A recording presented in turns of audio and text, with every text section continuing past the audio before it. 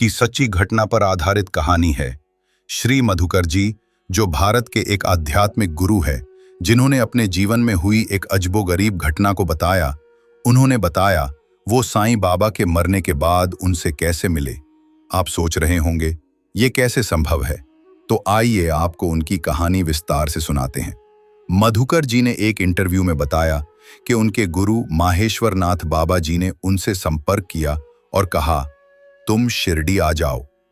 मधुकर जी ने सोचा, गुरु जी अचानक शिरडी आने को क्यों कह रहे हैं, पर उन्होंने बिना कुछ सोचे हाँ कह दिया।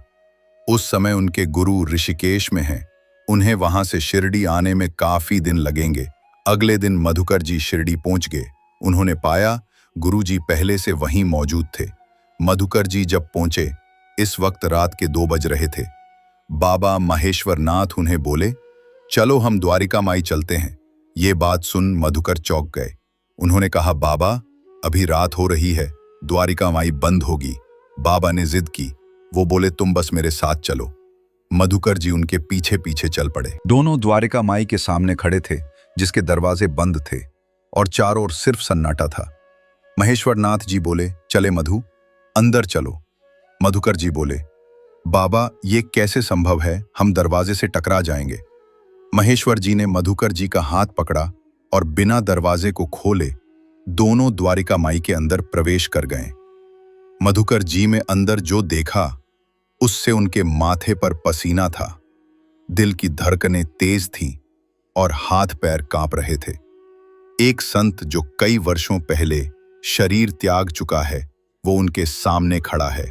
7 फुट लंबा कद, माथे पर एक सफेद कपड़ा, सफेद झोला, सफेद चमकीली दाढ़ी और चेहरे पर एक अजीब सा तेज।